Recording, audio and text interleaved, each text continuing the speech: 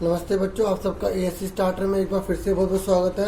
आज हम वर्कशीट 22 करने जा रहे हैं मैथ्स की, और ये चैप्टर नंबर 6 से रिलेटेड है। ठीक है, और ये जो क्वेश्चन भी है ना, ये बीपीटी थ्योरम का है, मतलब थेल्स थ्योरम का है। तो थेल्स थ्योरम के बारे में पहले थोड़ा सा समझ लो। वैसे सेकंड क्वेश्चन जो है हमें थेल्स थ्योरम के बारे में दे रखा है।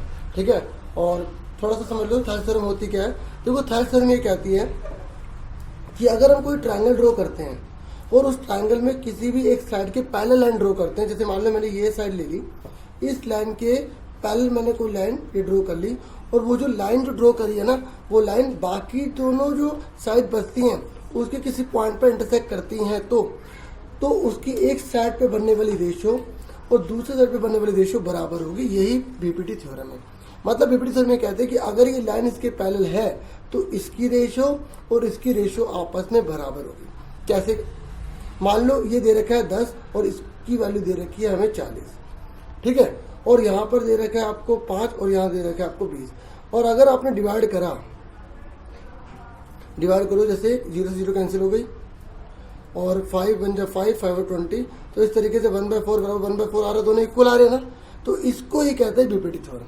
कहने का मतलब है कि इधर का जितना हिस्सा आपने लिया और इधर भी आपने अगर उतना हिस्सा लिया और दोनों आपस में बराबर आ रहे हैं, तो हम उसको क्या कहते हैं? बीपीटी थ्योरम कहते हैं। अब आप कहोगे सर ये क्या हिस्से की बात कर रहे हो, क्या पार्ट की बात कर रहे हो?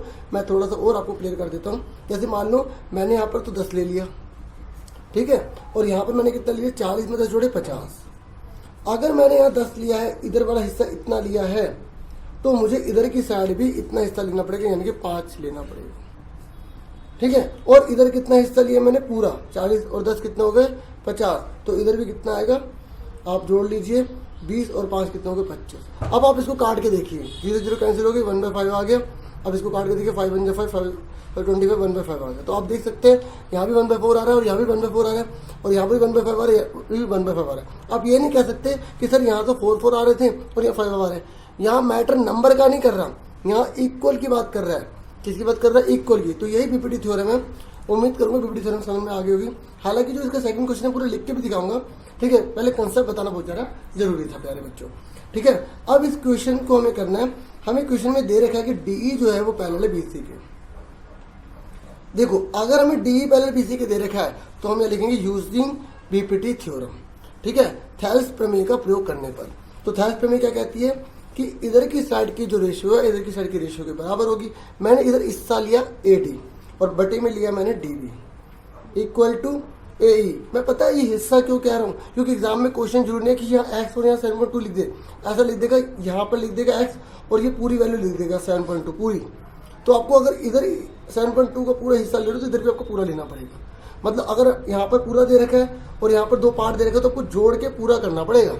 ठीक है, एक्स्ट्रा इसलिए बता रहा हूँ क्योंकि एग्जाम में क्वेश्चन सेम नहीं आता। बाकी इस क्वेश्चन में तो बहुत कुछ भी नहीं है, बहुत इजी है।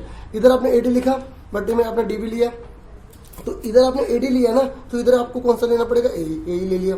इधर आपने डीबी लिया, तो इधर आप क्या लोगे? इसी लोगे। ठीक है, अब एडी कितना दे रखा है? एक्स, और डीबी कितना दे रखा है? 7.2 इक्वल में ए कितना है? 1.8 और ये कितना है? 5.4। अब आप क्रॉस मल्टीप्लाई कर लो। क्या कर लो? Cross multiply. जब आप क्रॉस मल्टीप्लाई करोगे तो आप देखेंगे ये आपका आ जाएगा। दिख रहा है ना आप सबको? इस तरीके से। अब ये मल्टीप्लाई में जो है 5.4 इधर जाके डिवाइड हो जाएगा। ठीक है, अब ये पॉइंट हट गया, ऊपर क्या आ गया? 10। ये पॉइंट हट गया, नीचे क्या आ गया? 10। ये पॉइंट हट गया, नीचे क्या आ गया? 10। अब 10 से 10 कैंसिल हो गया। ठीक है, अब देखो किससे कटता है। अगर आपको डायरेक्ट काटना आता है, जैसे 18 का टेबल आपको आता है तो 18 से 54 होता है। ठीक है, अगर आपको ध्यान में नहीं है तो आप किससे कर लो? 6 से कर लो। 6 3 18, ठीक है, और 6 9 ठीक है 54। तो मैंने क्या कर दिया? 18 से कर दिया। ठीक है, 18 3 54। अब 3 से इसे काट दो, 3 1 3, 3 2 6 और 3 1 12। तो आपको कितना आ गया? 24/10। देखो मैं ना 2 से इसे काटूंगा नहीं, क्यों? क्योंकि देखो जब नीचे 10 होता है ना तो 0 की जगह 4 आ गया, 1 की जगह पॉइंट लग गया, 2.4 आ गया। अगर मान लो मैं इसे काट देता, क्योंकि हर चीज़ बतानी जरूरी है। जैसे 2 से काटा, 2 4 10, 2 1 2 2 2 4, तो 12/5 आता। तो फिर आप काटो इसे, 5 2 9 5 24, तभी 2.4 आ रहा है। तो हम क्यों करें? कुछ चीज़ अगर हमें शॉर्टकट समझने को मिलती है तो हम क्यों ना सीखें। अच्छा एक बात सुनो, अगर यूनिट जरूर लिखना है, अगर सेंटीमीटर तो सेंटीमीटर, मीटर तो मीटर जरूर लिखना।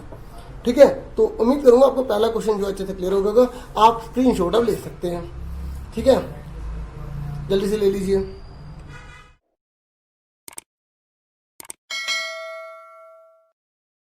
देखो बच्चों, हम बीपीटी थ्योरम करने जा रहे हैं। ठीक है, बीपीटी थ्योरम में हमें गिवन क्या है, ABC triangle in which DE जो है वो पैरेलल है बीसी के एंड डीई, ये जो डीई है ना इंटरसेक्ट एबी एट डी, मतलब ये जो डीई है एबी को डी पर काटती है एंड एसी एट ई, और ये एसी को ई पे काटते हैं। हिंदी वाले क्या लिखेंगे, दिया है त्रिभुज एबीसी में डीई पैरेलल बीसी से सेम लिख देंगे, तथा डीई एबी को डी पर तथा एसी को ई पर काटती है। ठीक है, आप ये लिख लेना, दोबारा सुन लेना और फिर लिख लेना।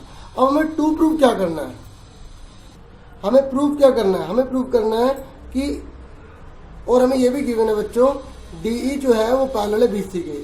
ठीक है, ये हमें पैरेलल दे रखा है। हमें प्रूव क्या करना है कि इधर वाले की रेशो इधर वाले की रेशो के इक्वल होगी, यानी कि प्रोपोर्शनल है। ए डी अपॉन में डी बी इक्वल होगा ए ई अपॉन में ई सी के। ठीक है, क्योंकि मैंने आपको क्या कहा, जितनी भी जो थ्योरम होती है ना, उनमें ज़्यादातर जितने भी क्वेश्चन होते हैं उनमें हमें कंस्ट्रक्ट करना पड़ता है। तो हमने इसमें क्या कंस्ट्रक्ट कर लिया कि इस पॉइंट से हमने इस पूरी की पूरी लाइन पर एक परपेंडिकुलर ड्रॉन कर लिया। अब आप बोलोगे ट्राइंगल तो ये है, और ये जो हम परपेंडिकुलर ड्रॉन कर रहे हैं ये सर पूरी लाइन का बता रहे हैं। अभी बताता हूँ मैं क्यों बता रहा हूँ। मैंने यहाँ पे ई एम जो है कंस्ट्रक्ट क्या कर लिया, ई एम जो है परपेंडिकुलर ड्रॉन कर लिया ए बी पर, एंड ये जो डी एन है, ये जो डी एन है ये परपेंडिकुलर ड्रॉन कर लिया एसी पर। ठीक है, और एंड मैंने क्या करा, इन दोनों को ज्वाइन कर लिया, इन दोनों को मैंने ज्वाइन कर लिया, ज्वाइन डीसी एंड बीई। ठीक है, ठीक है, ये डीसी और बीई को हमने मिलाया, हिंदी में क्या लिखेंगे, डीसी तथा बीई को मिलाया। अब मैं आपको बता रहा था कि ये जो परपेंडिकुलर है ना, ये पूरी लाइन पर क्यों है। देखो, एक पॉइंट से एक लाइन पर खाली एक ही परपेंडिकुलर डलता है, इसलिए ये जो परपेंडिकुलर डाल दिया ना, ये पूरी लाइन का माना जाएगा। आप खुद बताओ, क्या आप एक पॉइंट से एक लाइन पर 190 के बना सकते हो एंगल? नहीं बना सकते। ठीक है, इसलिए हमने डाला। अब आ जाओ प्रूफ कैसे करना है। ठीक है, मैं ऐसे करता हूँ ताकि आपको अच्छे से क्लियर हो जाए। तो प्रूफ आपको कैसे करना है, आप ध्यान से देखिए, ये एक ट्राइंगल दे रखा है। ठीक है, इस ट्राइंगल का हम क्या निकाल लेंगे, एरिया निकाल लेंगे। तो area triangle A D E, जब आप ट्राइंगल का एरिया निकालोगे तो फॉर्मूला क्या होता है, 1/2 base into height, base into height. ठीक है, 1/2 बेस कितना गिवन है, आप ध्यान से देखो, बेस हम ले रहे हैं एडी, क्या ले रहे हैं एडी, हाइट कौन सी है इसके ऊपर, ई एम, कौन सी है, ई एम। ठीक है, इस तरीके से हमने ये एक पार्ट कर दिया। अब देखो, मैंने ये वाला बेस क्यों लिया एडी, क्योंकि हमें लाना है एडी लाना है। ठीक है, और नीचे का लाना है डीबी लाना है। तो अब ये ट्राइंगल लेंगे डीबी के लिए। ठीक है, तो डीबी, तो इस कौन सा ट्राइंगल ले लिया हमने, डीबीई। तो जब डीबी का फॉर्मूला क्या होगा, वही same 1/2 base into height, Hindi में लिखेंगे आधार गुणा ऊंचाई। तो बेस क्या है इसका, डीबी, बेस क्या है, डीबी। ठीक है, डीबी लिखो या बीडी लिखो, आपकी मर्जी है। ठीक है, अब इसकी हाइट ई एम होगी। अब समझ आ गई हाइट ई एम क्यों होगी, क्योंकि एक पॉइंट से जब हम एक लाइन पे परपेंडिकुलर डालते हैं ना, तो ये जो 90 डिग्री का जो एंगल है ना, ये जिस पे बन रहा है, वो इस लाइन का भी होगा और इस लाइन का, क्योंकि ये दोनों एक ही लाइन के पार्ट है। ठीक है, समझ आ गई, क्योंकि एक पॉइंट से खाली एक लाइन पर एक ही परपेंडिकुलर डालता है, ये इसका रीजन है। समझ आ गया। अब फर्स्ट और सेकंड को हम क्या कर देंगे, डिवाइड कर देंगे, मतलब इन दोनों को डिवाइड कर देंगे। हम कैसे लिखेंगे, area A D E upon में एरिया बी डी ई। ठीक है, ये देखो, हमने ये जो हमने एरिया ए डी ई लिया और ये क्या डी बी। अगर मैंने डी बी लिखा है तो आप यहाँ पर डी बी ही लिख लो या बी डी लिख लो, आपकी मर्जी है। ठीक है, इक्वल टू में क्या है, 1/2। ठीक है, अब ये देखो, ये क्या है, ए डी मल्टीप्लाई में क्या है, ई एम। तो ए डी मल्टीप्लाई में ई एम हमने ले लिया, और अपॉन में क्या है, अपॉन में क्या है, डी बी, क्या है, डी बी इंटू में ई एम। तो हमने डी बी इंटू में ई एम ले लिया। ठीक है, और ई एम से ई एम कट गया, 1/2 से 1/2 कट गया, तो इक्वल हमारे क्या आ गया, ए डी बटे में क्या आ गया, डी बी आ गया। ये बी बना लो इसको सही से, तो डी बी आ गया। यहाँ तक क्लियर हो गया, ये हमारी थर्ड इक्वेशन आ गई। ठीक है, अब देखो, मैंने अभी कौन सा वाला पार्ट करा था, मैंने ये वाला ट्रायंगल लिया था और ये वाला ट्रायंगल लिया था। मैंने ये वाला पार्ट करा था, हमारा ये आ गया ए डी बटे में डी बी, हमारा ए डी बटे में डी बी आ गया। ठीक है, अब हम कौन सा लेंगे, हमें चाहिए ए और ई सी चाहिए, तो अब हम कौन सा लेंगे, ट्रायंगल ए डी लेंगे और ट्रायंगल ई सी डी लेंगे, ठीक है। तो इस तरीके से हम पूरा लिखने की जरूरत नहीं है, आप सिमिलरली लिख देना, सिमिलरली में कौन सा ट्रायंगल लोगे, ए डी ई सेम लोगे, और यहाँ पर नीचे ट्रायंगल कौन सा ले लोगे, डी ई सी ले लेंगे, ठीक है। तो डी ई सी ले लिया, तो ऊपर क्या आएगा 1/2 ए ई, ठीक है। बेस कौन सा होगा, ए ई, हाइट कौन सी रहेगी इसके ऊपर, डी एन, कौन सी रहेगी, डी एन,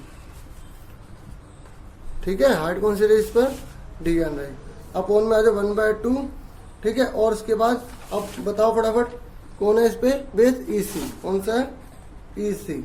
मल्टीप्लाई में हाइट कौन सी रहेगी, डी एन रहेगी, तो डी एन से डी एन कट गया, 1/2 तो 1/2 कट गया, तो क्या आ गया, ए ई अपॉन में ई सी आ गया। तो ये फोर्थ आ गया।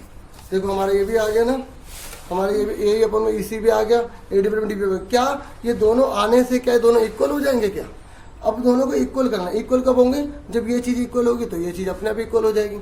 अब ध्यान से देखो, ऊपर भी ए डी है, इसमें भी ए डी है, इसमें बी डी है, इसमें क्या है, डी ई सी है, ठीक है। इसमें क्या है, डी ई सी है। तो ये दोनों इक्वल कैसे करोगे, ठीक है।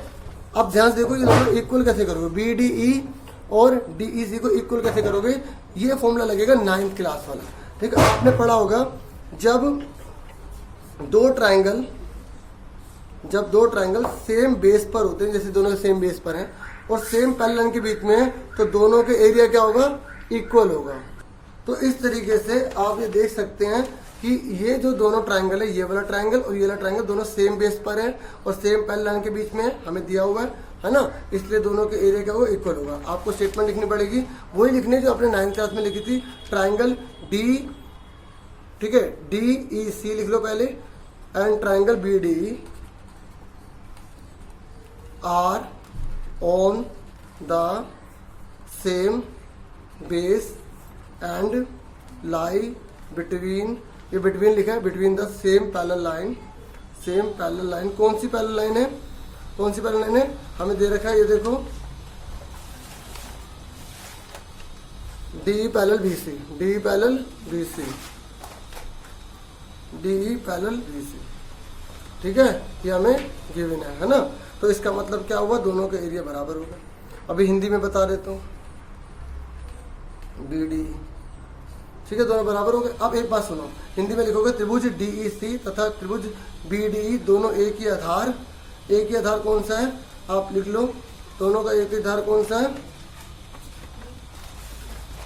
डी, कौन सा आधार है, डी। तो यहाँ पर आप सेम बेस डी ई भी लिख देना, ठीक है। दोनों का आधार, दोनों एक ही आधार डी ई तथा समांतर रेखाओं डी ई समांतर बी सी के बीच में स्थित। एक बार दोबारा सुन लो, त्रिभुज डी ई सी तथा त्रिभुज बी डी दोनों एक ही आधार डी ई तथा दोनों समांतर रेखाओं डी ई समांतर बी सी के बीच स्थित है, इसलिए एरिया डी ई सी बराबर होगा एरिया बी डी ई के।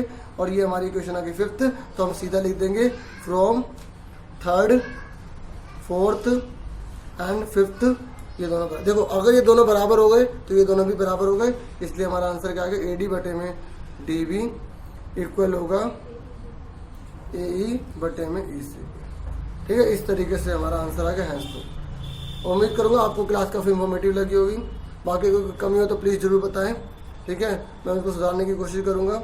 बाकी क्वेश्चन के आंसर में कोई कमी नहीं है, वीडियो के रेफरेंस में पूछ रहा हूँ, ठीक है। और वीडियो को लाइक शेयर सब्सक्राइब जरूर करें।